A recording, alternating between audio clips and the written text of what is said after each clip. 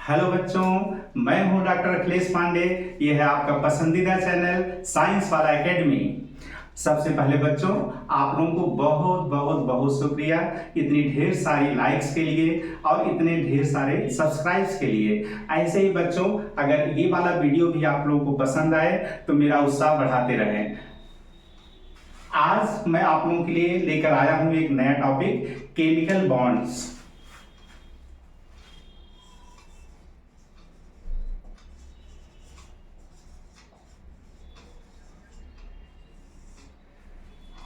Bond bond का मतलब होता है बच्चों बंधन। दो एटम्स, डिफरेंट डिफरेंट एटम्स या सिमिलर एटम्स आपस में कंबाइन करके बॉन्ड बनाते हैं। सबसे पहले तो हम लोग ये जानते हैं कि टाइप्स ऑफ बॉन्ड क्या क्या हैं, कितने टाइप्स के बॉन्ड होते हैं।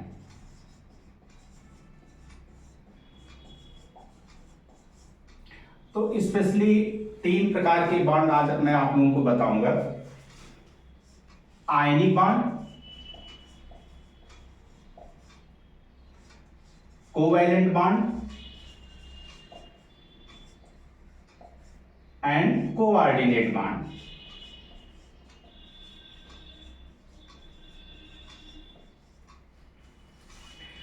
सबसे पहले तो ये जानना जरूरी है कि बॉन्ड बनते ही क्यों हैं। दो एटम्स एक दूसरे को अट्रैक्ट करके बॉन्ड बनाते ही क्यों हैं।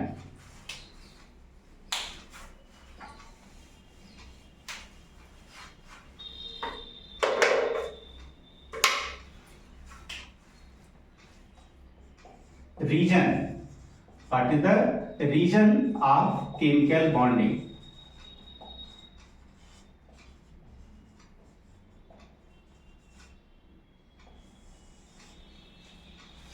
बच्चों, 2 केमिस्ट थे, कोसेल एंड लेविस। दोनों ने ये ऑब्जर्वेशन से पाया कि एटम्स के जो वैलेंस सेल होते हैं, एटम्स के जो सबसे बाहरी जो ऑर्बिट होती है, वो अपनी बाहरी कक्षा में वैलेंस सेल में या तो 2 इलेक्ट्रॉन या तो 8 इलेक्ट्रॉन रखना चाहती है। उसको कहते हैं कि ऑर्बिट उनकी कंप्लीट हो गई। और जब ऑर्बिट कंप्लीट रहती है तो ऐसा उन्होंने ऑब्जर्व किया कि वो एटम अपने मिनिमम एनर्जी स्टेट में पाया जाता है। इसका मतलब है कि वो सबसे ज्यादा स्टेबल है, स्थिर है। उसके वो हर एटम, चाहे कोई भी एटम हो, एटम जब हम एटम बोलते हैं तो एटम का मतलब या तो वो मेटल हो सकता है या तो नॉन मेटल हो सकता है या मेटलॉइड भी हो सकता है। मेटलॉइड कहने का मतलब उनके अंदर कुछ प्रॉपर्टी मेटल की भी होती है और कुछ नॉन मेटल की होती है।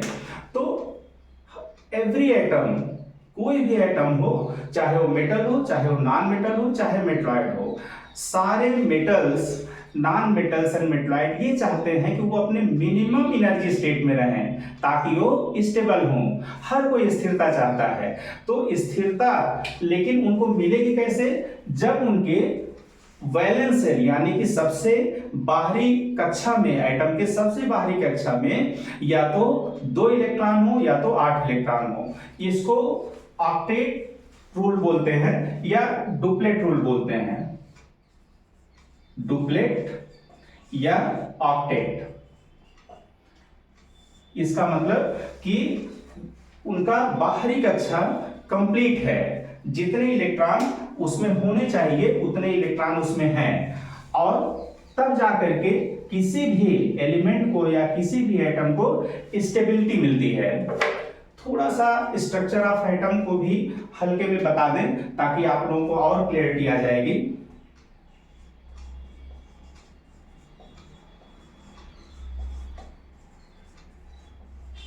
स्ट्रक्चर ऑफ एटम, एटम के सबसे अंदरूनी जो भाग होता है जिसको न्यूक्लियस बोलते हैं, बहुत ही स्मॉल कंपैक्ट न्यूक्लियस सेंटर में होता है और उसके चारों तरफ ऑर्बिट्स होती हैं जिसमें इलेक्ट्रॉन्स रिवॉल्व करते रहते हैं, और एटम के न्यूक्लियस में इसको बोलते हैं न्यूक्लियस, और ये हैं ऑर्बिट्स।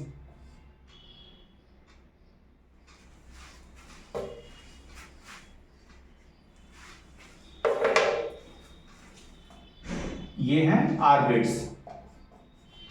ऑर्बिट्स में इलेक्ट्रॉन रिवॉल्व करता है जिस पर निगेटिव चार्ज होता है, और न्यूक्लियस के अंदर प्रोटॉन एंड न्यूट्रॉन्स पाए जाते हैं।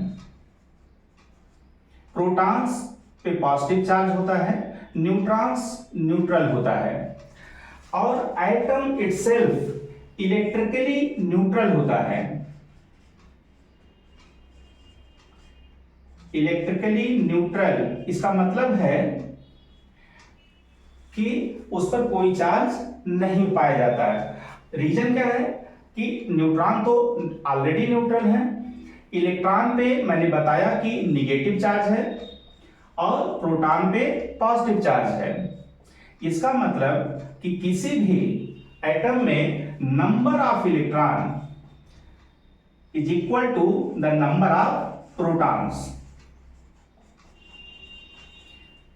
इलेक्ट्रॉन और प्रोटॉन दोनों के नंबर्स इक्वल होते हैं, तो इस वजह से कोई भी एटम इलेक्ट्रिकली न्यूट्रल होता है। अच्छा, एक टर्म आप लोगों के सामने बार बार आता होगा, atomic number and mass number. दोनों ही एटॉमिक नंबर और मास नंबर दोनों ही न्यूक्लियस की प्रॉपर्टी है। किसकी है? न्यूक्लियस की प्रॉपर्टी है। इसका मतलब है कि इनका संबंध न्यूक्लियस से है। Atomic number is number of proton in an atom. किसी भी एटम में प्रोटॉनों की कितनी संख्या है उसको एटॉमिक नंबर बोलते हैं। मास नंबर क्या है? Number of proton plus number of neutrons. अगर दोनों की संख्या को जोड़ दिया जाए तो जो नंबर आएगा दैट इज मास नंबर। तो एटॉमिक नंबर और मास नंबर दोनों न्यूक्लियस की प्रॉपर्टी है। लेकिन चूंकि हमने यहां देखा कि चूंकि एटम इलेक्ट्रिकली न्यूट्रल है, इस वजह से उसमें जितने नंबर ऑफ प्रोटॉन्स होंगे उतने ही नंबर ऑफ इलेक्ट्रॉन भी होंगे। तो हम ये कह सकते हैं कि atomic number is also equal to number of electron in an atom.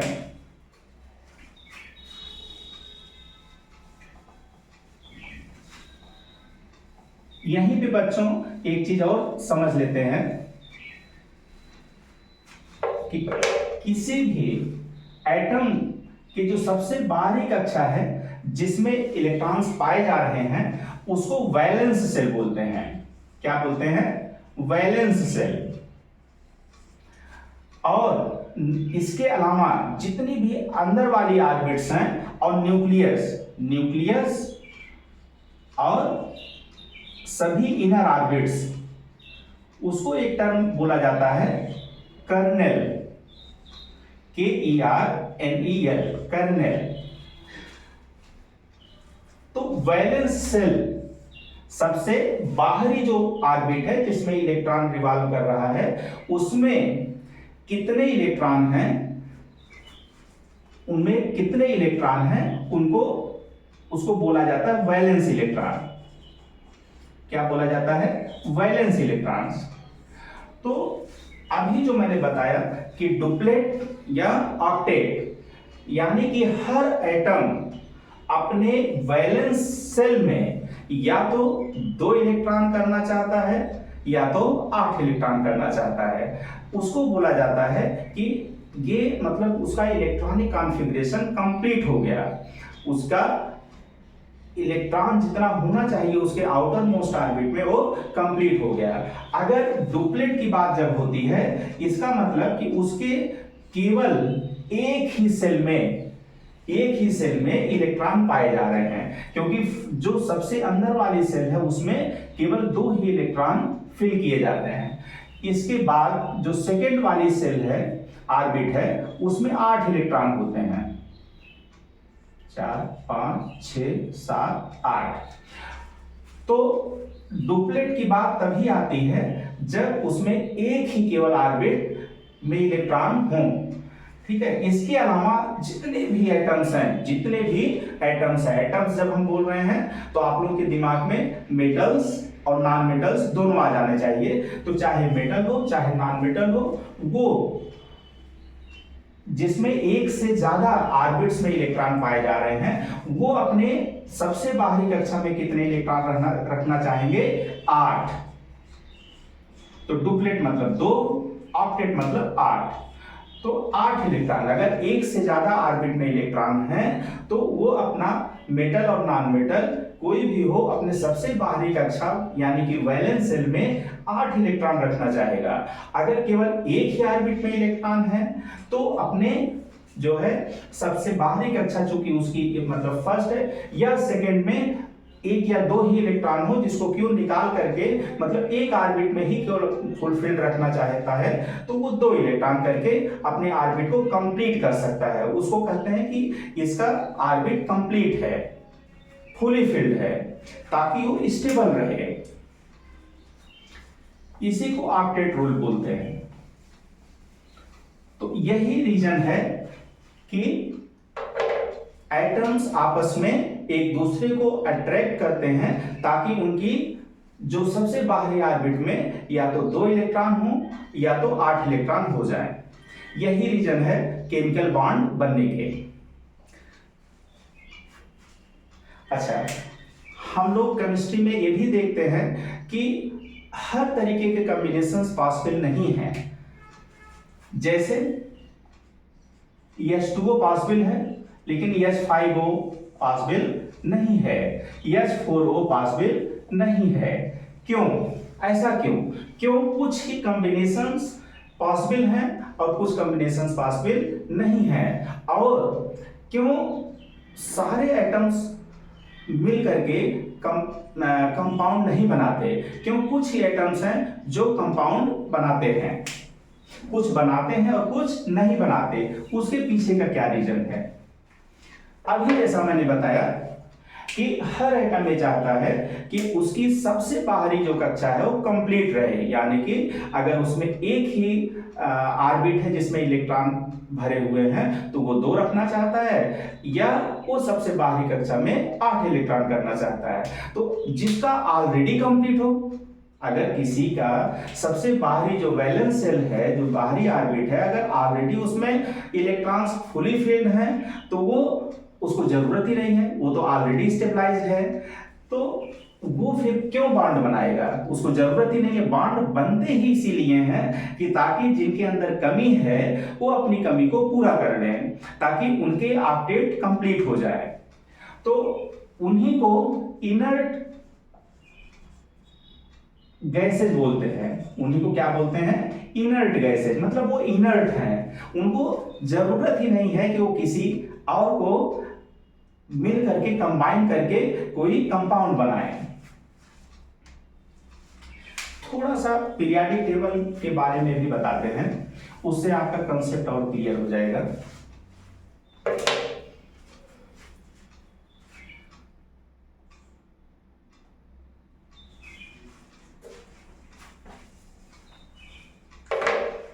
बच्चों, आपने पीरियोडिक टेबल देखा होगा।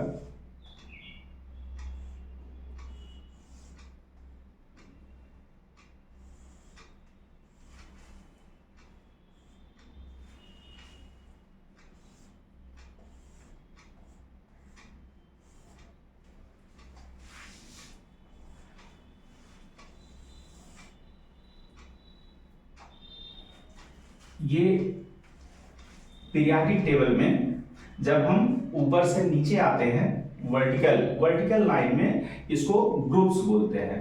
क्या बोलते हैं? ग्रुप्स।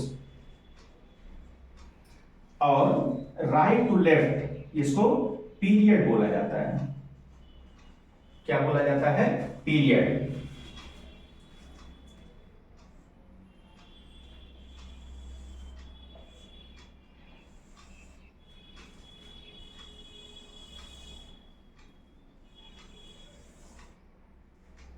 तो फर्स्ट ग्रुप जो वर्टिकल ग्रुप है इसको अल्कली मेटल्स बोलते हैं। क्या बोलते हैं? Alkali metals. और सेकंड को, ये फर्स्ट ए है और ये सेकंड ए ग्रुप है, इसको अल्कलाइन अर्थ मेटल बोलते हैं। और ये इधर थर्ड ए ग्रुप है, इसको boron family, carbon family, nitrogen family, oxygen family और ये हैलोजन फैमिली है, इसको हैलोजन फैमिली बोलते हैं। ये हैलोजन फैमिली बोलते हैं। दिस वन जो सबसे लास्ट ग्रुप है पीरियोडिक टेबल का, जो सबसे लास्ट ग्रुप है, इसी को इनर्ट गैसेज बोलते हैं। इनर्ट गैसेज बोलते हैं। Helium, neon, argon, krypton, xenon and radon. Hydrogen, lithium, sodium, potassium, rubidium, caesium and francium. ये बेरिलियम ग्रुप है, अल्काइन अर्थ मेटल। फर्स्ट जो इसका एलिमेंट है वो बेरिलियम है। Magnesium, calcium, strontium, barium and radium. ये बोरान फैमिली है। सारे एलिमेंट्स को याद करने की जरूरत नहीं है।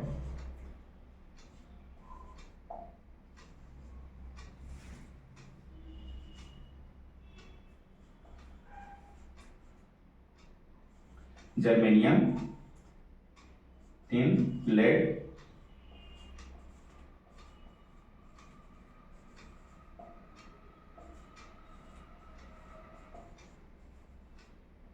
Fluorine, chlorine, bromine, iodine, static.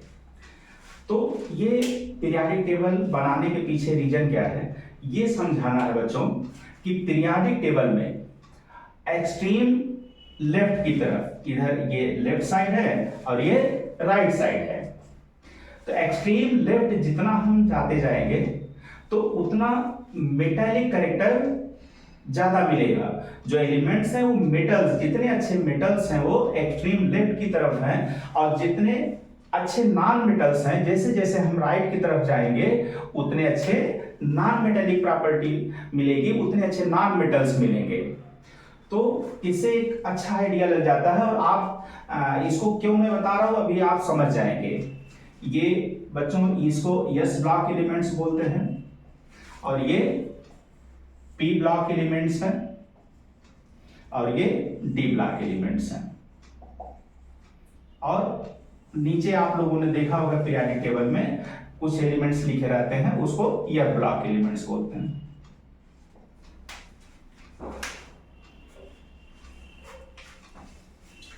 तो इसको मैंने इसलिए समझाया कि ताकि आपके दिमाग में एक जनरल एक आइडिया रहे कि लेफ्ट साइड के जो एलिमेंट्स हैं पीरियोडिक टेबल के, वो सारे जो एटम्स हैं वो मेटालिक कैरेक्टर रखने वाले हैं, मेटल्स हैं, अच्छे मेटल्स हैं। और जो राइट साइड है वो नॉन मेटल्स हैं। अब बच्चों आते हैं कि कितनी प्रकार के केमिकल बॉन्ड्स होते हैं, टाइप्स ऑफ केमिकल बॉन्ड्स।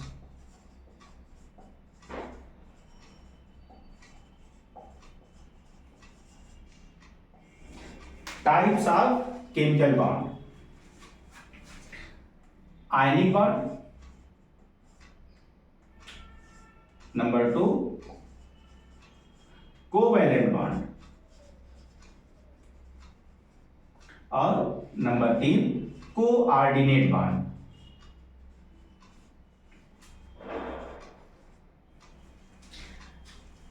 इसको और गहराई से समझने के लिए ये समझना जरूरी है कि जैसा मैंने बताया कि हर एलिमेंट या हर एटम अपनी ऑक्टेट या अपनी डुप्लेट पूरा करना चाहता है, वो अपना इलेक्ट्रॉन्स कंप्लीट फिलिंग रखना चाहता है अपने वैलेंस शेल में।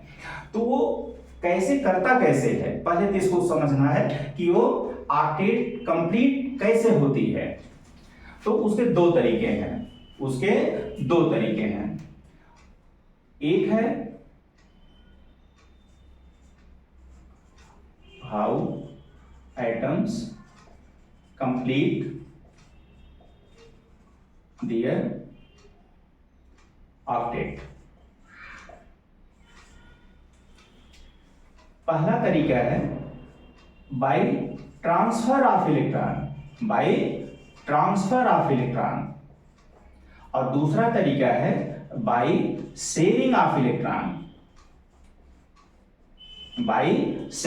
इलेक्ट्रॉन। इस दो तरीके से या तो वो अपने इलेक्ट्रॉन को ट्रांसफर कर देता है, दे देता है, और या तो दोनों एटम मिल करके इलेक्ट्रॉन को शेयर करते हैं। शेयर करने का मतलब ये है कि जैसे सपोज करो एक एटम ए है, दूसरा एटम बी है, एक बॉन्ड बनाने के लिए दो इलेक्ट्रॉन की जरूरत होती है, उसको बॉन्डिंग इलेक्ट्रॉन बोलते हैं।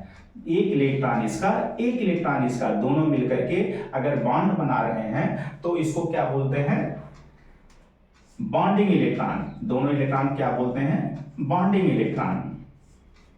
तो ये बॉन्डिंग इलेक्ट्रॉन्स या तो मतलब ट्रांसफर किए जाते हैं या तो शेयर किए जाते हैं। तो शेयर का मतलब ये है कि ये जो दोनों बॉन्डिंग इलेक्ट्रॉन है, जो दोनों के एक इलेक्ट्रॉन मिल करके बॉन्ड बना रहे हैं, वो उन पर दोनों एटम्स का हक है। उसने दे नहीं दिया है, उसने बोला कि तुम भी शेयर करो, लेकिन मैं भी उसको शेयर करूंगा, उस पर मेरा भी हक रहेगा और उस पर तुम्हारा भी हक रहेगा। तो ये दोनों के कॉमन इलेक्ट्रॉन्स हैं। दोनों के कॉमन इलेक्ट्रॉन कहने का मतलब है कि ये दोनों में काउंट होंगे। दोनों के वैलेंस शेल को ऑक्टेट पूरा करने में ये इलेक्ट्रॉन ये भी अपने में काउंट करेगा और ये भी अपने में काउंट करेगा। ये कॉमन है। तो इसको कहते हैं शेयरिंग ऑफ इलेक्ट्रॉन। दूसरा है ट्रांसफर ऑफ इलेक्ट्रॉन का मतलब ये हो गया कि जैसे ये ने अपना एक इलेक्ट्रॉन इसको दे दिया, ट्रांसफर कर दिया, और इसने एक इलेक्ट्रॉन ए से बी ने ले लिया। तो ट्रांसफर जब इलेक्ट्रॉन का होगा तो जो देगा, जो डोनर ऑफ इलेक्ट्रॉन है, जो इलेक्ट्रॉन दे रहा है, उस पर पॉजिटिव चार्ज आ जाएगा, और जो ले रहा है उस पर निगेटिव चार्ज आ जाएगा। तो ये एक्सेप्टर है। ये क्या है, इलेक्ट्रॉन का एक्सेप्टर है। ये एक्सेप्ट कर रहा है इलेक्ट्रॉन को, और ये दे रहा है इलेक्ट्रॉन को कि तुमको मैं दे रहा हूं, ट्रांसफर कर रहा हूं, अपना एक इलेक्ट्रॉन दे रहा हूं या दो इलेक्ट्रॉन दे रहा हूं। तो जितना नंबर ऑफ इलेक्ट्रॉन ये देगा उतना ही इस पर चार्ज आएगा। अगर जैसे उसने एक इलेक्ट्रॉन दिया तो उस पर 1 प्लस चार्ज आएगा, उसने 2 इलेक्ट्रॉन दे दिया तो उस पर 2 प्लस चार्ज आ जाएगा। उसी तरीके से बी एटम जितने इलेक्ट्रॉन इसके लेगा उतना उस पर निगेटिव चार्ज आएगा। अगर एक इलेक्ट्रॉन इसने लिया है, एक निगेटिव, 2 इलेक्ट्रॉन अगर इसने लिया है तो 2 निगेटिव चार्ज इस पर आएगा। तो इसको ले जो दे रहा है उसको तो बोलते हैं कैटायन, और जो ले रहा है उसको बोलते हैं एनायन।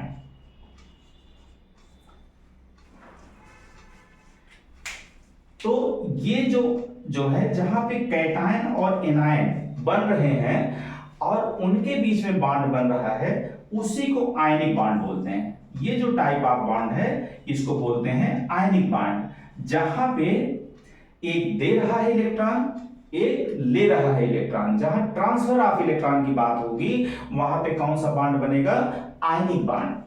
और जहां पे शेयर किया जा रहा है कि भाई मेरा भी हक है, वो इलेक्ट्रॉन मैं तुमको पूर्ण रूप से दे नहीं रहा हूं, उस पर मेरा भी अधिकार है, मेरा भी हक है उस पर, उसको कहते हैं शेयरिंग ऑफ इलेक्ट्रॉन। तो जहां पे शेयरिंग ऑफ इलेक्ट्रॉन होगा, जो 2 इलेक्ट्रॉन्स मिलकर के बॉन्ड बना रहे हैं वो दोनों के शेयर में है, वहां पे कौन सा बॉन्ड बन रहा है, कोवैलेंट बॉन्ड। वहां पे कौन सा बॉन्ड बन रहा है? Covalent bond. तो जहां पे आयंस बना करके बॉन्ड बन रहा है वहां आयनिक बॉन्ड, आयंस मतलब कैट आयन, पॉजिटिव आयन, और निगेटिव आयन मतलब an ion, an for negative और कैटायन पॉजिटिव आयन। तो जहां पे आयंस बना करके बॉन्ड बन रहा है वो आयनिक बॉन्ड, और जहां पे शेयरिंग हो रही है कोई आयंस नहीं बन रहे हैं वहां पे कोवैलेंट बॉन्ड। अब तीसरा बॉन्ड कोऑर्डिनेट बॉन्ड कैसे बना? फिर इसमें दोनों की प्रॉपर्टी है, यहां पे आयन भी बन रहा है और शेयरिंग भी हो रही है। अंतर क्या है? कोवैलेंट और कोऑर्डिनेट में अंतर क्या है? जैसे कोऑर्डिनेट बॉन्ड का एग्जांपल है EH3O प्लस या NH4 प्लस, इसको समझते हैं। ये कोऑर्डिनेट बॉन्ड के दोनों एग्जांपल हैं। कैसे बना? इसमें EH2O मॉलिक्यूल और EH प्लस, EH प्लस का मतलब कि ऑलरेडी वो कैटायन पहले बना। कैटायन कैसे बना? उसने इलेक्ट्रॉन को अपना लूज किया है, एक इलेक्ट्रॉन को उसने खो दिया है, उसकी वजह से इस पर पॉजिटिव चार्ज आया है, उसने किसी को दिया है। और H2O मॉलिक्यूल इस पर एक लोन पेयर है, और ये स्पेशली इसको बोलेंगे polar covalent bond. Polar covalent जो कंपाउंड्स होते हैं, पोलर अभी आगे बताएंगे, पोलर कोवैलेंट बॉन्ड। तो ये पोलरिटी कैसे आती है अभी बस थोड़ी देर में उसको हम और अच्छे से क्लियर करेंगे कि पोलर कोवैलेंट बॉन्ड भी दो प्रकार के होते हैं, पोलर कोवैलेंट बॉन्ड और नॉन पोलर कोवैलेंट बॉन्ड। अभी बता देते हैं इसको, ज्यादा आसानी से जो है चीजें समझ में आ जाएंगी। पोलरिटी तब आती है जब, अभी मैंने बताया कि जैसे कि कोवैलेंट बॉन्ड बनने के लिए शेयरिंग होती है, शेयरिंग में अगर इक्वल शेयरिंग है तो जो है नॉन पोलर कोवैलेंट बॉन्ड बनेंगे, और अगर अनइक्वल शेयरिंग है तो पोलर कोवैलेंट बॉन्ड बनेंगे। यानी कि एक एटम ने इलेक्ट्रॉन को ज्यादा अपनी ओर अट्रैक्ट कर लिया है, एक एटम ने इलेक्ट्रॉन को ज्यादा अपनी ओर अट्रैक्ट कर लिया है, तो शेयरिंग इक्वल नहीं हुई, शेयरिंग है लेकिन शेयरिंग इक्वल नहीं है, तो उसकी वजह से जो बॉन्ड बनता है और या जो कंपाउंड होता है वो पोलर हो जाता है, उसके अंदर पोलरिटी आ जाती है। और इक्वल अगर दोनों में शेयरिंग इक्वल है तो वो नॉन पोलर कोवैलेंट बॉन्ड होता है। वो कैसे कब होता है? जब दोनों बराबर अट्रैक्ट करें, जैसे कि अगर दोनों ही, हाँ यहाँ पे एक चीज और बहुत अच्छी बताना चाह रहे थे कि उससे और आपको सरल तरीके से समझ में आ जाएगा कि आयनिक बॉन्ड बच्चों कि मेटल और नॉन मेटल के बीच में बनता है। आयनिक बॉन्ड किसके बीच में बनता है? मेटल और नॉन मेटल। अभी मैंने बताया था कि मेटल्स कहां पाए जाते हैं? मेटल्स पीरियोडिक टेबल के एक्सट्रीम लेफ्ट साइड में पाए जाते हैं और non metal extreme right side. तो अगर कोई एटम या एलिमेंट एक्सट्रीम लेफ्ट साइड से है और दूसरा एक्सट्रीम राइट साइड से है तो वहां कौन सा बॉन्ड बनेगा? Ionic bond. जैसे अल्कली मेटल्स ले लीजिए, अल्कलाइन अर्थ मेटल ले लीजिए, जैसे सोडियम क्या है? Alkali metal. और इधर से क्लोरीन ले लीजिए, हेलोजन ग्रुप जो कि अच्छा खासा नॉन मेटल है। अब दोनों के बीच में जो बॉन्ड बनेगा वो कैसा होगा? Ionic bond. क्यों? अभी उसको हम ऑक्टेट रूल के हिसाब से उसको अभी बना करके स्ट्रक्चर समझाएंगे। कोवैलेंट बॉन्ड नॉन मेटल और नॉन मेटल के बीच में बनता है। किसके बीच में? दोनों ही नॉन मेटल हों। और कोऑर्डिनेट बॉन्ड जैसा कि मैंने बताया कि एक कंपोनेंट उसका, एक कांस्टिट्यूएंट पोलर कोवैलेंट कंपाउंड होना चाहिए और दूसरा एक आयनिक कंपाउंड होना चाहिए, आयनिक स्पीशीज होनी चाहिए। तो अब ये इसके अंदर एक लोन पेयर भी कम से कम देने के लिए उपलब्ध होना चाहिए। तो ये जो लोन पेयर है ये इसको कंट्रीब्यूट कर देता है, ये लोन पेयर इसको कंट्रीब्यूट कर देता है, लेकिन देता नहीं है उसको। जो है ये नहीं कि उसने ट्रांसफर कर दिया कि जाओ तुम्हारा ही सब कुछ है, इस पर अपना भी हक बनाए रखता है, क्योंकि अगर ये अपना हक इस पर नहीं बनाएगा, इसको शेयर खुद भी नहीं करेगा, तो इसका ऑक्टेट कंप्लीट नहीं होगा। तो इस चीज को समझना बहुत जरूरी है, क्योंकि यहां पे शेयरिंग ही हो रही है, लेकिन कंट्रीब्यूशन केवल एक का है। तो दोनों स्पीशीज में से जिसके बीच बॉन्ड बन रहा है, तो उसमें दोनों इलेक्ट्रॉन जो बॉन्ड बनाने के लिए दोनों इलेक्ट्रॉन बॉन्डिंग जो इलेक्ट्रॉन है वो एक ही स्पीशीज कंट्रीब्यूट कर रही है, लेकिन शेयर दोनों कर रहे हैं। उस बॉन्डिंग इलेक्ट्रॉन को दोनों शेयर कर रहे हैं। दे कंट्रीब्यूट एक कर रहा है, शेयर दोनों कर रहे हैं। तो ये कौन सा, इसको क्या बोलेंगे, कोऑर्डिनेट बॉन्ड।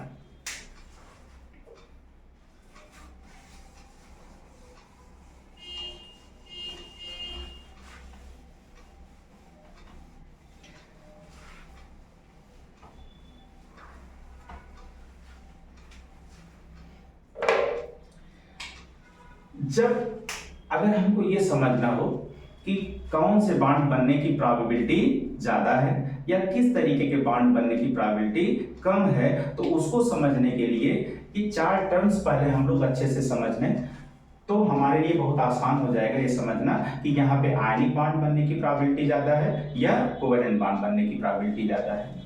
वो चार जो टर्म्स है उसको क्लियर कर दें, क्योंकि उसमें अक्सर बच्चों को कंफ्यूजन रहता है। वो है इलेक्ट्रोपॉजिटिविटी,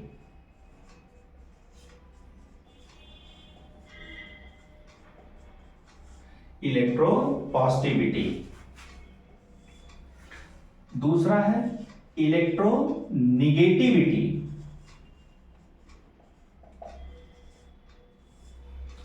तीसरा है आयनाइजेशन एनर्जी या आयनाइजेशन पोटेंशियल, आयनाइजेशन एनर्जी या आयनाइजेशन पोटेंशियल। चौथा टर्म है इलेक्ट्रॉन अफिनिटी, इलेक्ट्रॉन अफिनिटी। इसमें अक्सर बच्चे कंफ्यूज हो जाते हैं। तो सबसे पहले तो हम लोगों को अपने दिमाग में बैठाना है कि आयनाइजेशन एनर्जी और इलेक्ट्रॉन अफिनिटी दोनों ही एनर्जी हैं, दोनों ही क्या है, एनर्जी हैं। और इलेक्ट्रोपॉजिटिविटी और इलेक्ट्रोनिगेटिविटी ये क्या है, प्रॉपर्टी है। इससे कभी बच्चों भूलेगा नहीं, कभी लाइफ में भूलेगा नहीं। इलेक्ट्रोपॉजिटिविटी, इलेक्ट्रोपॉजिटिविटी का मतलब है कि इलेक्ट्रॉन को लूज करने की प्रॉपर्टी, इलेक्ट्रॉन को लूज करने की property, property to lose electron. और इलेक्ट्रोनिगेटिविटी मतलब इलेक्ट्रॉन को लेने की कितनी प्रॉपर्टी है, कितनी टेंडेंसी है, प्रॉपर्टी है या कितनी टेंडेंसी है, प्रॉपर्टी टू गेन इलेक्ट्रॉन। तो ये लूज करने की प्रॉपर्टी या गेन करने की प्रॉपर्टी, कि वो लूज करेगा या गेन करेगा, ये किस बात पे डिपेंड करेगा, ये डिपेंड करेगा वही कि उसके आउटर मोस्ट ऑर्बिट में कितने इलेक्ट्रॉन हैं, कितने इलेक्ट्रॉन हैं। जैसे फॉर एग्जांपल कोई ऐसा एलिमेंट है कि जिसमें दो ऑर्बिट में इलेक्ट्रॉन की फिलिंग हुई है। फर्स्ट ऑर्बिट में जैसा मैंने बताया कि 2 इलेक्ट्रॉन की फिलिंग मैक्सिमम होती है और सेकेंड ऑर्बिट में 8 होती है, लेकिन उसमें अवेलेबल ही सपोज करिए कि उसमें 3 ही इलेक्ट्रॉन थे, तो 2 तो फर्स्ट ऑर्बिट में, क्योंकि ऑर्बिट की जो फिलिंग होती है वो अंदर से बाहर की तरफ होती है। ऑर्बिट की फिलिंग अंदर से बाहर, पहले जो अंदर की ऑर्बिट फिल्ड हो जाएगी तभी उसके बाहर वाली ऑर्बिट में इलेक्ट्रॉन की फिलिंग की जाती है। तो सपोज करो कि उसमें 3 ही इलेक्ट्रॉन है, तो 2 तो अंदर वाले में फिल्ड हो गए, जो 1 इलेक्ट्रॉन बचा वो सेकेंड ऑर्बिट में फिल कर दिया गया।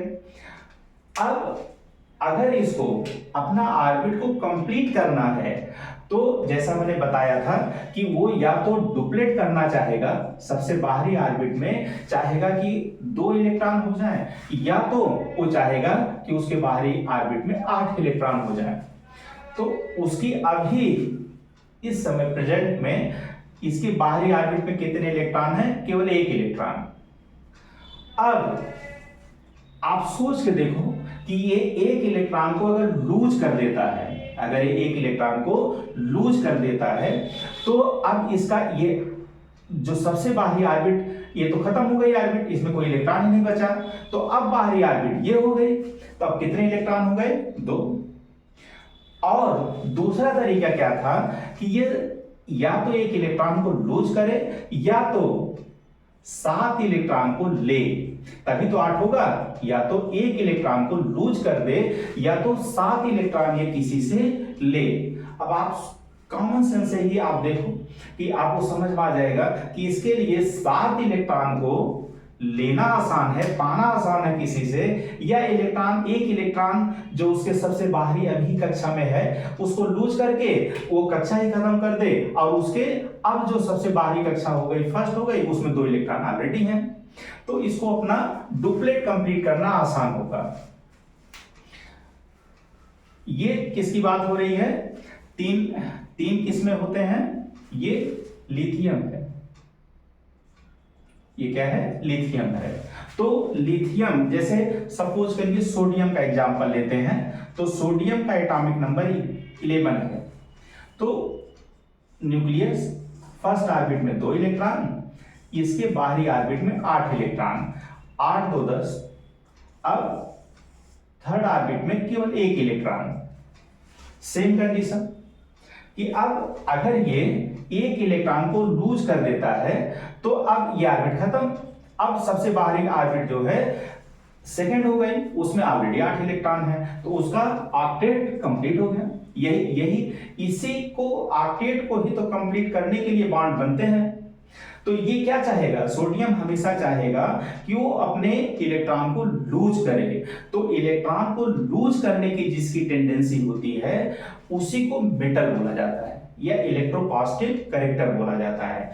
तो ये मेटेलिक कैरेक्टर है। क्या है? Metallic character. जितना ज्यादा टेंडेंसी इलेक्ट्रॉन को लूज करने की होगी उसको कहा जाता है कि वो उतना अच्छा मेटल है या उसके अंदर उतनी अच्छी इलेक्ट्रोपॉजिटिविटी है।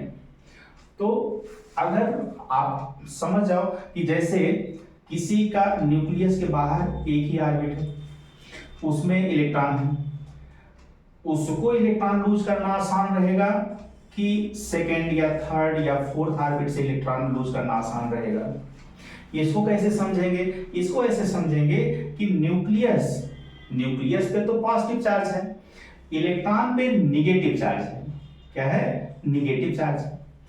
तो ये न्यूक्लियस इलेक्ट्रॉन को पकड़े हुए है, उसको अपनी ओर खींचे हुए है, क्योंकि पॉजिटिव अपोजिट जो चार्जेस हैं वो एक दूसरे को अट्रैक्ट करते हैं और सिमिलर चार्जेस एक दूसरे को रिपेल करते हैं। तो ये तो इसको अट्रैक्ट किया हुआ है, तो जितना इलेक्ट्रॉन उसके नजदीक रहेगा न्यूक्लियस के उतना उसके ऊपर अट्रैक्टिव उसका जो फोर्स है वो ज्यादा होगा। जैसे इस पर इसका अट्रैक्शन ज्यादा है, इसको ज्यादा तगड़े से खींचे हुए है, इस पर उसका जो होल्ड है, इस पर जो उसका कंट्रोल है वो कम है, तो इसके निकलने के चांसेस ज्यादा होंगे। इसका मतलब कि जितना ऑर्बिट दूर होगी न्यूक्लियस से उसका इलेक्ट्रोपॉजिटिव कैरेक्टर उतना ज्यादा होगा। इसका मतलब किसी ग्रुप में जैसे जैसे हम नीचे आते जाएंगे, एक ही ग्रुप में जैसे जैसे हम नीचे की तरफ जाएंगे तो वहां पे इलेक्ट्रोपॉजिटिव कैरेक्टर क्या होगा? इंक्रीज करेगा। और जब पीरियड, जैसे राइट टू लेफ्ट, जैसे पीरियड में जब हम जैसे जैसे राइट की तरफ जाते जाएंगे जिधर जो है नॉन मेटल्स पाए जाते हैं, तो इलेक्ट्रॉन को जाहिर सी बात है कि लूज करने का टेंडेंसी बहुत कम होगा, क्योंकि वहां पे इलेक्ट्रॉन की फिलिंग उसी सेम ऑर्बिट में हो रही है, उसी सेम ऑर्बिट में ही इलेक्ट्रॉन फिल हो रहे हैं, तो वहां पे टेंडेंसी इलेक्ट्रॉन को लूज करने की घटेगी। तो इसको बच्चों याद भी करते हुए चले कि इलेक्ट्रोपॉजिटिव कैरेक्टर ग्रुप में नीचे जाने पे बढ़ता है और पीरियड में जैसे जैसे लेफ्ट टू राइट जाएंगे घटेगा। अब आते हैं इलेक्ट्रोनेगेटिविटी। इलेक्ट्रोनेगेटिविटी मतलब प्रॉपर्टी टू गेन इलेक्ट्रॉन। तो ये नॉन मेटल्स की प्रॉपर्टी, पहले तो ये समझना है, ये नॉन मेटल्स की प्रॉपर्टी है और ये मेटल्स की प्रॉपर्टी है। जितना ज्यादा इलेक्ट्रोपॉजिटिविटी उतना अच्छा मेटल, जितना ज्यादा इलेक्ट्रोनेगेटिविटी मतलब जितना इलेक्ट्रॉन चाहेगा कि हमको कोई इलेक्ट्रॉन मिल जाए मतलब कि वो इलेक्ट्रॉन को गेन करके ले करके अपने बाहरी कक्षा में 8 इलेक्ट्रॉन पूरा कर ले, मतलब अपनी ऑक्टेट पूरा कर ले। तो इसको कैसे समझें? जैसे न्यूक्लियस फर्स्ट ऑर्बिट सपोज करो कंप्लीट है, सेकेंड ऑर्बिट में सपोज करो 7 इलेक्ट्रॉन है। कितने इलेक्ट्रॉन है? 7 इलेक्ट्रॉन। बच्चों एक चीज और बताएं कि जो पीरियोडिक टेबल में सबसे बाहरी ऑर्बिट जिसको वैलेंस शेल बोला जाता है, उसमें जितने नंबर ऑफ इलेक्ट्रॉन्स होते हैं वही उसका ग्रुप नंबर भी होता है। जैसे अगर 7 इलेक्ट्रॉन है तो उसका ग्रुप नंबर क्या हो गया? 7। अगर बाहरी ऑर्बिट वैलेंस शेल में 6 इलेक्ट्रॉन है तो ग्रुप नंबर 6। अगर 5 इलेक्ट्रॉन है ग्रुप नंबर 5 मतलब नाइट्रोजन फैमिली, 6 मतलब ऑक्सीजन फैमिली, 7 इलेक्ट्रॉन है मतलब हैलोजन फैमिली, और 4 इलेक्ट्रॉन अगर है सबसे बाहरी ऑर्बिट में वैलेंस शेल में तो कार्बन फैमिली। तो उससे हम जो है ग्रुप किस फैमिली से बिलोंग करता है वो एटम या एलिमेंट, इसको भी हम जान सकते हैं। तो ये जो हमने बनाया है इसके सबसे बाहरी ऑर्बिट में 7 इलेक्ट्रॉन है। इसका मतलब ये किस फैमिली से बिलोंग करता है? हैलोजन फैमिली से, जिसके मेंबर्स क्या क्या हैं? Fluorine, chlorine, bromine, iodine, एस्टेटिन। तो इसमें से सारे जितने भी मतलब एलिमेंट हैं सबके आउटर मोस्ट ऑर्बिट में कितने इलेक्ट्रॉन हैं? 7 हैं। तो ग्रुप इसी आधार पे बांटे ही गए हैं कि एक ही ग्रुप के सारे एलिमेंट्स के सबसे बाहरी ऑर्बिट में कितने नंबर ऑफ इलेक्ट्रॉन हैं, वही जो है उसी के आधार पे ग्रुप डिसाइड किया जाता है। अच्छा, पीरियड कैसे डिसाइड किया जाता है? पीरियड का मतलब जैसे कहते हैं third period, fourth period, second period, first period, fifth period. तो पीरियड का मतलब उसमें नंबर ऑफ ऑर्बिट्स कितनी है, नंबर ऑफ ऑर्बिट्स जिसमें इलेक्ट्रॉन भरे हुए हैं, फिलिंग हुई है, वो नंबर ऑफ ऑर्बिट कितनी है। अगर हम जैसे कहें फिफ्थ ऑर्बिट, अगर हम कहें फिफ्थ पीरियड, तो इसका मतलब अपने आप समझ जाना चाहिए कि उस एलिमेंट में, उस एटम में कितने ऑर्बिट्स हैं? 5। अगर कोई फोर्थ पीरियड अगर कह दिया जाए कि ये फोर्थ पीरियड का एलिमेंट है, इसका मतलब कि टोटल ऑर्बिट ही उसमें कितनी है? 4, जिसमें इलेक्ट्रॉन की फिलिंग हुई है। मतलब जैसे न्यूक्लियस हो गया, एक ऑर्बिट, दूसरी, तीसरी, चौथी। ये क्या है?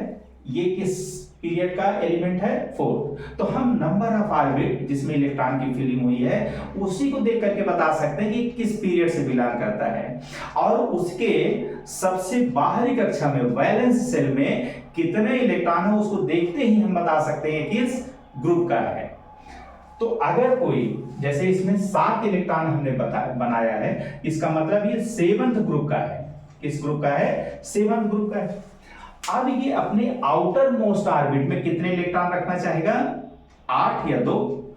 अब आप खुद ही देख लो कि इसको 8 अपना पूरा करने के लिए 7 ऑलरेडी इसके पास है, केवल 1 इलेक्ट्रॉन की जरूरत है। 1 इलेक्ट्रॉन कहीं से मिल जाए तो उसकी ऑर्बिट कंप्लीट हो जाएगी। और 2 तो कर ही नहीं सकता, क्योंकि अगर ये 7 इलेक्ट्रॉन अपने लूज करेगा तब जाकर के उसके पास सबसे बाहरी कक्षा ये बचेगी, तो 2 इलेक्ट्रॉन तब होंगे। तो 7 लूज करना आसान है कि केवल एक गेन कर लेना। तो इसके अंदर गेन करने की प्रॉपर्टी है, ये हमेशा क्या चाहेगा कि हमको एक मिल जाए, एक मिल जाए, हमारा ऑक्टेट पूरा हो जाए, हमारी जो है टेंशन खत्म हो जाए और हम एकदम स्टेबल होकर के एक किसी से बॉन्ड बना करके रहेंगे। तो बॉन्ड बनते ही इसीलिए है कि स्टेबलाइज हो जाए atom, stable, otherwise atom non stable होते हैं, परेशान रहते हैं, क्योंकि उनकी ऑक्टेट पूरी नहीं रहती। तो ऑक्टेट को पूरा करने के लिए मतलब सबसे बाहरी कक्षा में या तो 2 या तो 8 इलेक्ट्रॉन करने के लिए ही बॉन्ड बनते हैं। बॉन्ड मतलब बंधन, 2 एटम्स बंध गए, एक दूसरे से बंध गए।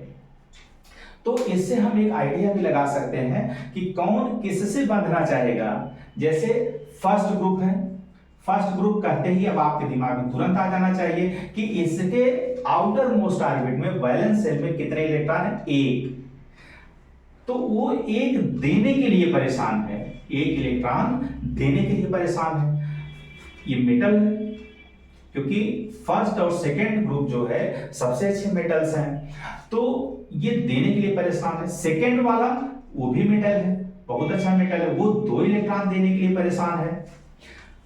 तो जो मेटल्स हैं फर्स्ट ग्रुप और सेकेंड, जैसे फर्स्ट ग्रुप को अगर 1 इलेक्ट्रॉन देने के लिए परेशान है, तो सेवंथ ग्रुप 1 इलेक्ट्रॉन लेने के लिए परेशान है। इसीलिए फर्स्ट ग्रुप के मैक्सिमम जो कंपाउंड है किसके साथ बनते हैं, सेवंथ के साथ, जैसे NaCl।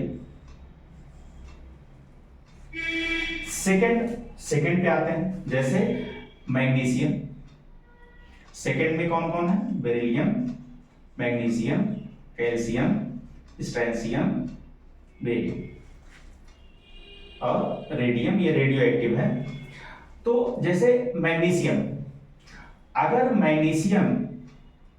मैग्नीशियम क्या है, सेकेंड ग्रुप का है, इसका मतलब कि इसके सबसे बाहरी ऑर्बिट में 2 इलेक्ट्रॉन है, तो ये दे करके अपना पिंड छुड़ाना चाहता है। अब अंदर वाले ऑर्बिट में ऑक्टेट वैसे उसका पूरा हो जाएगा, तो वो सोचेगा हम भाई दे करके स्टेबल हो जाएंगे। तो ये किसको, अगर सपोज करो कि वो 7th ग्रुप वाले से कंपाउंड बनाता है, जैसे क्लोरीन, तो अब एक क्लोरीन तो केवल 1 चाहता है, वो 7th ग्रुप का, उसको 7 ऑलरेडी उसके पास है, तो कहे भाई हमको तो 1 चाहिए, ये करा नहीं, हमको 2 देना है। तो फिर क्या करेगा, 2 क्लोरीन को पकड़ेगा, एक इलेक्ट्रॉन 1 क्लोरीन ने ले लिया और दूसरे वाले को इस वाले क्लोरीन ने ले लिया, इसीलिए MgCl2 बना, MgCl2 बना, CaCl2 बना। ये भी सेम सेकेंड ग्रुप का है। सपोज करो हमने एल्युमिनियम ले लिया, वो भी बहुत अच्छा मेटल है। ये किस ग्रुप का है, बोरान ग्रुप का है। Boron, aluminium, gallium, indium, helium. तो इसके ये थर्ड ग्रुप है, ये भी एल्युमिनियम भी बहुत अच्छा मेटल है, ये भी इलेक्ट्रॉन देने के लिए परेशान, इसके अंदर भी इलेक्ट्रोपॉजिटिविटी, मेटल के अंदर इलेक्ट्रोपॉजिटिव कैरेक्टर होता है। तो ये कितने इलेक्ट्रॉन, ये चूंकि थर्ड ग्रुप का है, तो कितने इलेक्ट्रॉन देना चाह रहा, 3 इलेक्ट्रॉन। इसको अपना 3 इलेक्ट्रॉन दे करके ही इसको स्थिरता मिलेगी, तब जा करके स्टेबल हो पाएगा। अब अगर ये चाहे कि हम क्लोरीन से दोस्ती कर लें, उससे हम बॉन्डिंग कर लें, तो वो अब एक क्लोरीन कहता है कि नहीं हमको तो 1 इलेक्ट्रॉन ही चाहिए, हमारा भाई ऑक्टेट पूरा, क्योंकि हमारे पास 7 ऑलरेडी है, हमको 1 मिल जाएगा कहीं से तो हमारा ऑक्टेट पूरा हो जाएगा। तो ये फिर क्या करेगा, 2 और क्लोरीन को पकड़ेगा, तो 3 क्लोरीन जब तक उसको नहीं मिल जाएंगे तब तक ये कंपाउंड नहीं बना पाएगा। तो अब ये कंपाउंड क्या बन गया, AlCl3। तो इससे हमारा ये चीज क्लियर हो गया कि क्यों कुछ कॉम्बिनेशन ही पॉसिबल है, ठीक है, दूसरे कॉम्बिनेशन पॉसिबल क्यों नहीं है, जैसे AlCl5 नहीं पॉसिबल है। क्यों, अब समझ में आ गया होगा कि एक एल्युमिनियम तो केवल 3 ही इलेक्ट्रॉन देगा ना, उसके तो थर्ड ग्रुप का है, उसके पास 3 इलेक्ट्रॉन ही देने के लिए है, और फिर 5 क्लोरीन से कैसे वो दोस्ती करेगा, उस कैसे बॉन्ड बना सकता है। तो क्योंकि एक क्लोरीन 1 इलेक्ट्रॉन जो है वो चाहता है, उसके पास 7 है, उसको 8 पानी करने के लिए 1 इलेक्ट्रॉन चाहिए, तो ये तो 3 ही दे सकता है।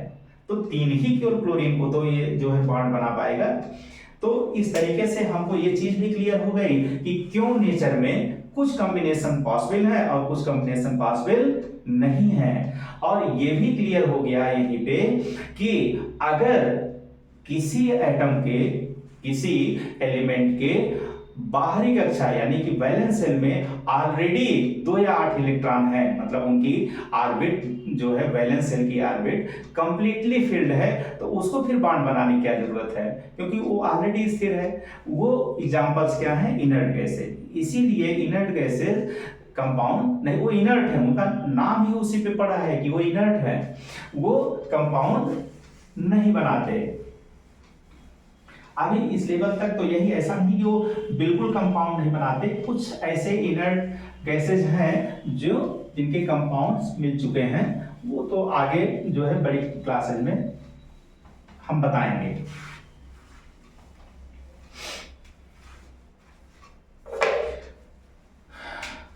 तो अब तक हम लोगों ने ये देख लिया कि कौन कौन से फैक्टर्स ऐसे हैं जिनको हमको केमिकल बॉन्ड समझने के लिए कि आयनिक बॉन्ड बनेगा कि कोवेलेंट बॉन्ड बनेगा, तो उसके आधार पे हम समझ सकते हैं। तो उसको एक बार फिर से जो है इस तरीके से समझते हैं। Factors responsible for formation of chemical bonds. तो उसमें इलेक्ट्रोनिगेटिविटी का डिफरेंस देखते हैं। क्या देखते हैं? इलेक्ट्रोनिगेटिविटी का डिफरेंस। दूसरा फैक्टर क्या देखते हैं? आयनाइजेशन पोटेंशियल, आयनाइजेशन पोटेंशियल का डिफरेंस। तीसरा क्या देखते हैं? Electron affinity, electron affinity. चौथा क्या देखते हैं? Metal and non metallic property, metallic and non metallic property. जैसा कि अभी मैंने बताया कि अगर एक मेटल है और दूसरा नॉन मेटल है, तो यहां पे कौन सा बॉन्ड बनने की प्रोबेबिलिटी ज्यादा है? आयनिक बॉन्ड, वहां पे आयनिक बॉन्ड बनेगा। और अगर नॉन मेटल और नॉन मेटल आपस में कंबाइन कर रहे हैं तो कौन सा बॉन्ड बनेगा? Covalent bond. Coordinate special condition है, उसको मैंने बता ही दिया, उसमें दोनों के जो है प्रॉपर्टीज होंगी, थोड़ा क्वालिटी होगी आयनिक बॉन्ड की भी और कोवैलेंट बॉन्ड की। इलेक्ट्रॉन अफिनिटी के डिफरेंस में हम लोग क्या देखते हैं कि डिफरेंस अगर लार्ज डिफरेंस है, कैसा है? लार्ज डिफरेंस है, एक बहुत ज्यादा इलेक्ट्रोनिगेटिव, एक बहुत कम इलेक्ट्रोनिगेटिव। तो अगर लार्ज डिफरेंस है तो वहां पे जो प्रोबेबिलिटी है बॉन्ड बनने की है वो किसकी है? आयनिक बॉन्ड बनने की है। और अगर स्मॉल डिफरेंस है तो कोवैलेंट बॉन्ड बनने की। इसकी वैल्यू भी हम लोग याद कर सकते हैं कि अगर ये डिफरेंस 0.7, कितना? 0.7 से ज्यादा है तो यहाँ पे आयनिक बॉन्ड बनने की प्रोबेबिलिटी बहुत ज्यादा है। आयनाइजेशन पोटेंशियल, अभी मैंने बताया था आयनाइजेशन पोटेंशियल, 4 चीजें मैंने बताई थी कि इलेक्ट्रोपॉजिटिविटी, इलेक्ट्रोनिगेटिविटी, आयनाइजेशन पोटेंशियल और इलेक्ट्रॉन अफिनिटी। अच्छा, वहां पे मैंने जो है बताया था कि आयनाइजेशन पोटेंशियल को भी को जो है आयनाइजेशन एनर्जी भी बोलते हैं, और दूसरा इलेक्ट्रॉन अफिनिटी। तो ये मैंने बोला था कि ये दोनों क्या है? एनर्जी हैं। क्या है? एनर्जी हैं। वहां मैंने इलेक्ट्रोपॉजिटिविटी और इलेक्ट्रोनिगेटिविटी तो क्लियर कर दिया था कि इलेक्ट्रोपॉजिटिविटी क्या है? इलेक्ट्रॉन देने की प्रॉपर्टी, और इलेक्ट्रोनिगेटिविटी क्या है? इलेक्ट्रॉन लेने की प्रॉपर्टी या टेंडेंसी।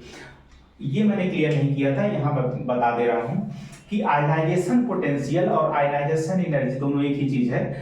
ये और इलेक्ट्रॉन अफिनिटी दोनों ही एनर्जी है। क्या कि अगर कोई भी एटम या एलिमेंट एक इलेक्ट्रॉन को निकालता है, एक इलेक्ट्रॉन को निकालता मतलब आयन में कन्वर्ट होता है, आयनाइजेशन पोटेंशियल या आयनाइजेशन एनर्जी, मतलब वो आयन में कन्वर्ट हो रहा है। तो अगर कोई एक एटम है, ठीक है, जैसे ए से ए प्लस बन रहा है, मतलब एक इलेक्ट्रॉन उसने क्या कर दिया, निकाल दिया, तभी तो उस पर पॉजिटिव चार्ज आया। और अगर कोई जो है एलिमेंट अगर इलेक्ट्रॉन को लेता है तो उस पर निगेटिव चार्ज आता है।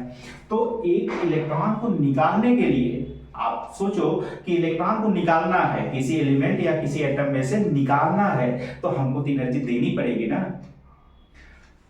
तो जितना एनर्जी निकल देना पड़ता है एक इलेक्ट्रॉन को किसी एटम से निकालने के लिए या दो इलेक्ट्रॉन को निकालने के लिए हमको जो एनर्जी देनी पड़ती है उसको बोलते हैं आयनाइजेशन पोटेंशियल या आयनाइजेशन एनर्जी। उसी तरीके से कि अगर कोई एक इलेक्ट्रॉन ले रहा है, कोई एटम एक इलेक्ट्रॉन ले रहा है, तो क्या होगा, एनर्जी रिलीज होगी, एनर्जी रिलीज होगी। यहाँ पे एनर्जी ले करके जो है वो इलेक्ट्रॉन निकल रहा है, यहाँ जब इलेक्ट्रॉन उसी तरीके से लेगा तो एनर्जी रिलीज होगी। तो जितनी एनर्जी रिलीज होती है उसको बोलते हैं इलेक्ट्रॉन अफिनिटी। तो इसमें कभी कंफ्यूजन नहीं होना चाहिए, अक्सर बच्चों को कंफ्यूजन इसमें हो जाता है कि इलेक्ट्रोपॉजिटिविटी क्या है, इलेक्ट्रोनेगेटिविटी क्या है, आयनाइजेशन पोटेंशियल क्या है और इलेक्ट्रॉन अफिनिटी क्या है। तो अगर ये डिफरेंस जो दो एटम्स आपस में कंबाइन कर रहे हैं, दोनों के आयनाइजेशन पोटेंशियल को हम देखते हैं, दोनों का डिफरेंस अगर लार्ज है तो वहां पे आयनिक बॉन्ड बनने की प्रोबेबिलिटी सबसे ज्यादा है। अगर ये डिफरेंस स्मॉल है तो वहां पे कोवैलेंट बॉन्ड बनने की प्रोबेबिलिटी सबसे ज्यादा है। इलेक्ट्रॉन अफिनिटी, अभी मैंने बताया कि इलेक्ट्रॉन अफिनिटी, इलेक्ट्रॉन जब एक एलिमेंट लेगा इलेक्ट्रॉन तो वहां पे एनर्जी निकलेगी। तो इलेक्ट्रॉन अफिनिटी आप ऐसे समझो ये एक्चुअली नॉन मेटल्स के लिए देखी जाती है। किसके लिए? नॉन मेटल्स के लिए देखी जाती है। तो इलेक्ट्रॉन अफिनिटी अगर जितना ज्यादा एनर्जी जो है मतलब निकलेगा, जितना ज्यादा एनर्जी निकलेगा इलेक्ट्रॉन को गेन करने पे, उसका मतलब उसके अंदर उतना ही नॉन मेटेलिक प्रॉपर्टी है। दूसरा मेटेलिक और नॉन मेटेलिक प्रॉपर्टी उन्हें बताया है कि मेटल और नॉन मेटल जब आपस में बॉन्ड बनाते हैं तो आयनिक बॉन्ड बनता है, नॉन मेटल्स और नॉन मेटल्स जब आपस में बॉन्ड बनाते हैं तो कोवेलेंट बॉन्ड बनता है। पर दो चीजें और बतानी है, फिर मैं इसको जो है क्लोज करता हूं इस जो है टॉपिक को। तो एक है कि जो कोवेलेंट बॉन्ड है, जो कोवेलेंट बॉन्ड है ये पोलर भी हो सकता है और नॉन पोलर हो सकता है। तो इसको मैंने इस तरीके से अभी बताया था कि इसमें हम लोग क्या देखते हैं कि मतलब ये बॉन्ड जो कोवेलेंट बॉन्ड है पोलर है कि नॉन पोलर है, इसको कैसे देखते हैं कि अगर इक्वल शेयरिंग ऑफ इलेक्ट्रॉन है, ठीक है, जब शेयरिंग ऑफ इलेक्ट्रॉन होता है तो कोवेलेंट बॉन्ड बनता है, जब ट्रांसफर ऑफ इलेक्ट्रॉन होता है तो आयनिक बॉन्ड बनता है। तो अगर इक्वल शेयरिंग है तो जो बॉन्ड बनेगा वो नॉन पोलर कोवेलेंट बॉन्ड होगा, और अगर अनइक्वल शेयरिंग है तो जो बॉन्ड बनेगा वो पोलर कोवेलेंट बॉन्ड बनेगा। तो ये पोलरिटी देखते कैसे हैं, इसके लिए क्या देखा जाता है, इलेक्ट्रोनिगेटिविटी। क्या देखा जाता है? इलेक्ट्रोनिगेटिविटी, मतलब इलेक्ट्रॉन को गेन करने की टेंडेंसी। अगर इलेक्ट्रोनिगेटिविटी जैसे दो, सपोज करो कि ए और बी दो एटम्स हैं, दो एलिमेंट्स हैं या दो नॉन मेटल्स हैं, क्योंकि कोवेलेंट बॉन्ड की जब हम बात करते हैं तो दोनों नॉन मेटल्स होते हैं। तो दो नॉन मेटल्स के बीच में कौन सा बॉन्ड बनता है? कोवेलेंट बॉन्ड बनता है। तो अगर दोनों की टेंडेंसी सेम है तो ये तो अक्सर तभी पॉसिबल होगा जब दोनों ही सेम एलिमेंट ही हों। जैसे क्लोरीन क्लोरीन के बीच में है, फ्लोरीन फ्लोरीन के बीच में है, ठीक है, तो जैसे Cl2 बन गया, ठीक है, F2, O2, ऑक्सीजन ऑक्सीजन के बीच में O2। तो यहां दोनों एलिमेंट सेम है तो दोनों की जो इलेक्ट्रोनेगेटिविटी जो प्रॉपर्टी है दोनों की सेम होगी। तो अगर दोनों की इलेक्ट्रोनेगेटिविटी सेम है तो वहां पे कौन सा बॉन्ड बनेगा?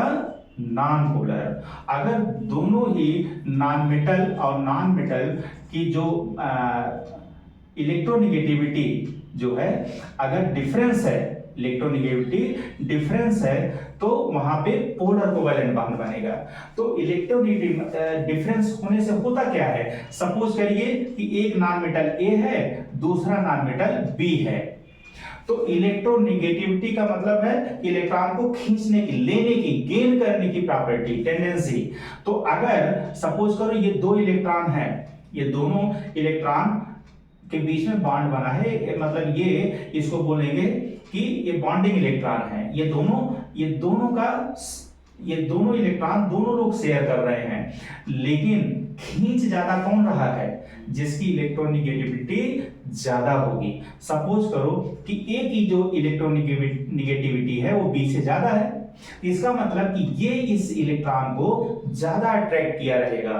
तो ये जो अपनी ओर ज्यादा खींचा हुआ है इलेक्ट्रॉन को, तो उस पर पार्शियल कैसा चार्ज आ जाएगा, क्योंकि इलेक्ट्रॉन को खींचा हुआ जाता है, उसके पास इलेक्ट्रॉन ज्यादा है तो उस पर पार्शियल नेगेटिव चार्ज आएगा, और जो अपने इलेक्ट्रॉन जो कम खींच रहा है उस पर पार्शियल पॉजिटिव चार्ज। तो कहने का मतलब जो पोलर कोवैलेंट बॉन्ड होते हैं उसमें पार्शियल चार्ज आता है, क्योंकि वहां ट्रांसफर ऑफ इलेक्ट्रॉन नहीं कि कैटायन और एनायन बन जाए, वहां पे तो कंप्लीट चार्ज आ गया कि एक पॉजिटिव हो गया एक निगेटिव हो गया। तो जो है कैटायन को पॉजिटिव ऐसे लिख देते हैं और एनायन को ऐसे निगेटिव लिख देते हैं, तो वहां तो कंप्लीट चार्ज है, यहाँ पे क्या है, पार्शियल चार्ज है। ठीक है, ये समझ में आ गया होगा।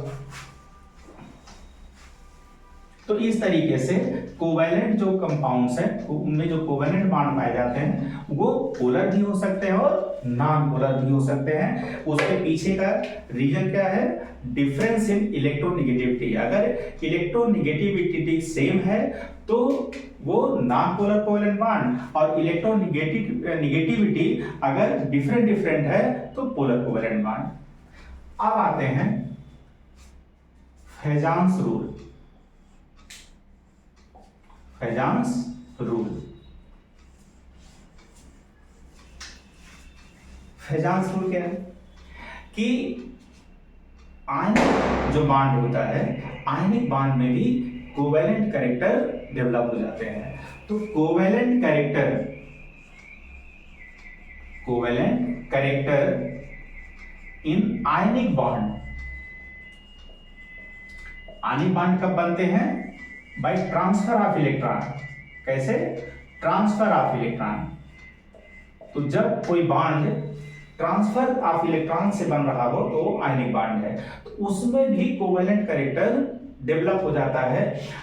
किस आयनिक बॉन्ड में कोवैलेंट कैरेक्टर ज्यादा होगा, किस आयनिक बॉन्ड में कोवैलेंट कैरेक्टर कम होगा, उसके लिए फेजान ने एक रूल बनाया है, उसी को बोलते हैं फेजांस रूल। वो है क्या, उन्होंने बोला कि ट्रांसफर ऑफ इलेक्ट्रॉन से जाहिर सी बात आप समझ गए होंगे कि एक कैटायन बनेगा और एक एनायन बनेगा। जिसने इलेक्ट्रॉन को लिया है वो एनायन, और जिसने इलेक्ट्रॉन को दिया है वो कैटायन। तो जो है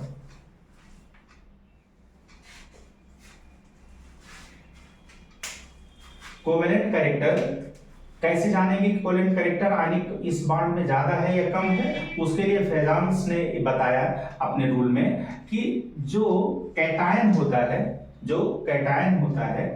वो एनायन के जो इलेक्ट्रॉन्स हैं उनको डिस्टार्ट कर देता है, एनायन को डिस्टार्ट कर देता है। तो ये इलेक्ट्रॉन जो क्लाउड हैं इसकी ओर खींचे चले आते हैं, चूंकि ये कैटायन है, पॉजिटिव चार्ज है इस पर, और ये सब इलेक्ट्रॉन्स हैं वैसे भी एनायन है, तो ये इसके जो है इलेक्ट्रॉन्स को अपनी ओर खींचता है। तो इसकी वजह से इसके अंदर डिस्टॉर्शन हो जाता है, एनायंस का डिस्टॉर्शन हो जाता है।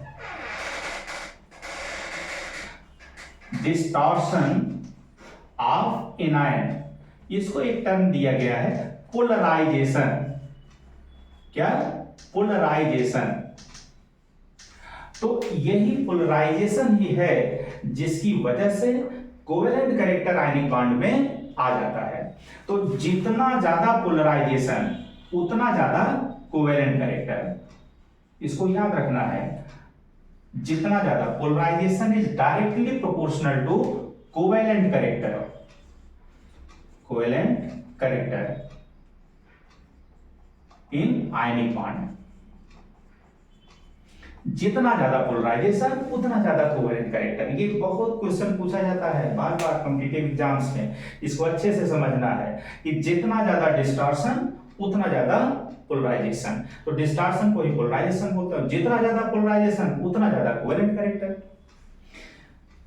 अब ये कैसे जानेंगे कि कोवेलेंट कैरेक्टर ज्यादा कब मिलेगा? बहुत आसान है। स्मॉलर द कैटायन,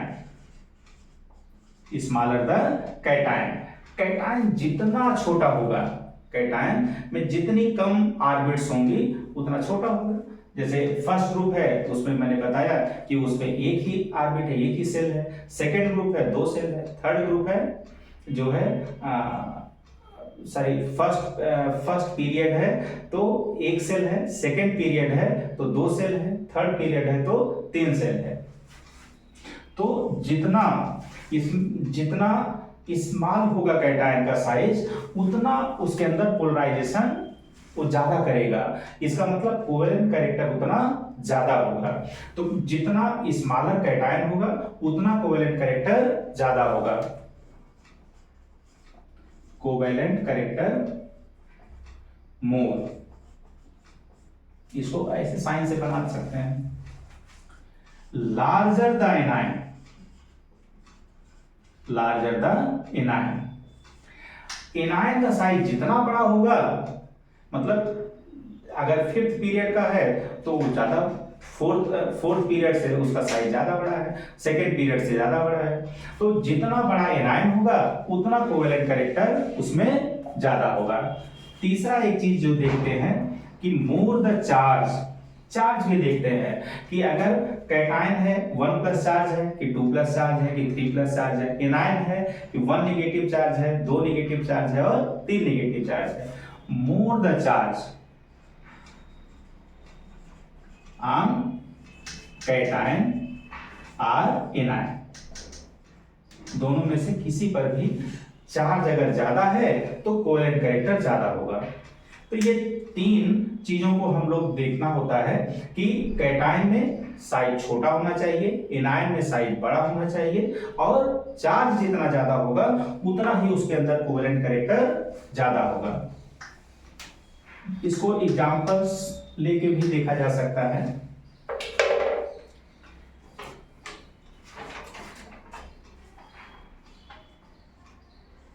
जैसे BeCl2, MgCl2, CaCl2,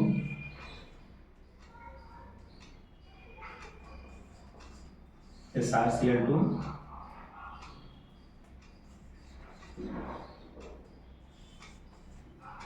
BaCl2। तो यहां पे एनायन तो सब में तो सेम एनायन है और सब में चार्ज भी सेम है, तो सेम चार्ज और सेम एनायन। तो अब इसमें डिसाइडिंग जो क्राइटेरिया है वो कौन हो गया? कैटायन हो गया।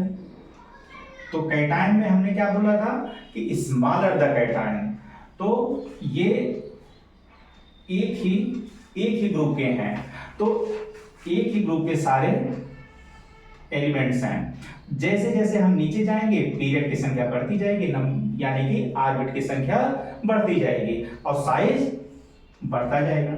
इसका मतलब कि इसका जो है ये है beryllium, magnesium, calcium, strontium, barium, radium. तो ऐसे क्या हो रहा है? साइज बढ़ता जा रहा है। तो कैटायन का साइज नीचे जाने पर जैसे जैसे हम मैग्नीशियम, फिर कैल्शियम, फिर स्ट्रैंशियम, फिर बेरियम पे जाते जा रहे हैं, तो कैटायन का साइज बढ़ रहा है। इसका मतलब कोवेलेंट कैरेक्टर कम हो रहा है, क्योंकि कैटायन में क्या देखते हैं कि कैटायन में क्या देखते हैं? स्मॉलर द कैटायन, जितना छोटा होगा, और एनायन में क्या देखते हैं? जितना बड़ा होगा। जितना बड़ा एनायन उतना ज्यादा कोवेलेंट कैरेक्टर, जितना छोटा एनायन कैटायन उतना ज्यादा कोवेलेंट कैरेक्टर। तो सबसे ज्यादा कोवेलेंट कैरेक्टर किसमें है? इसमें। ये डिक्रीजिंग ऑर्डर हो गया। दूसरा एग्जांपल,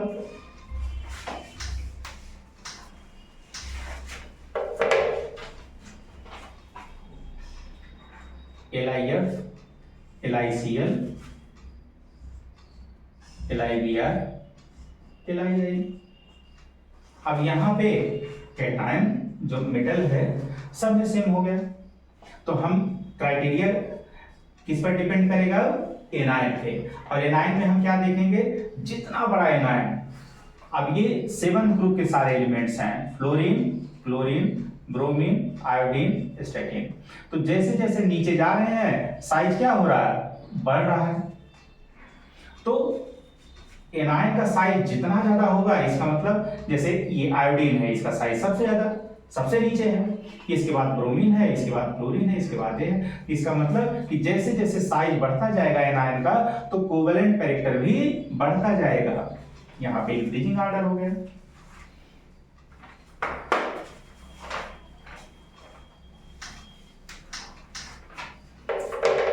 तीसरा example, NaCl, MgCl2, AlCl3।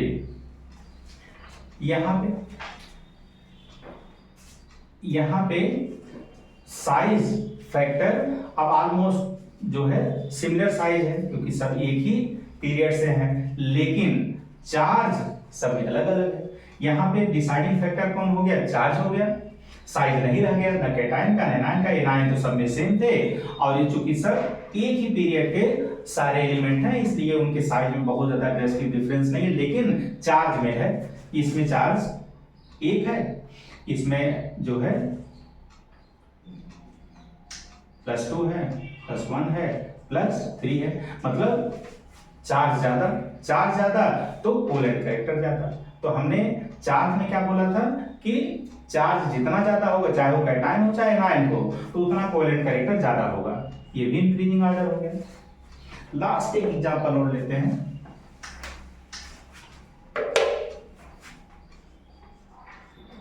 AlF3, Al2O3, aluminium nitride.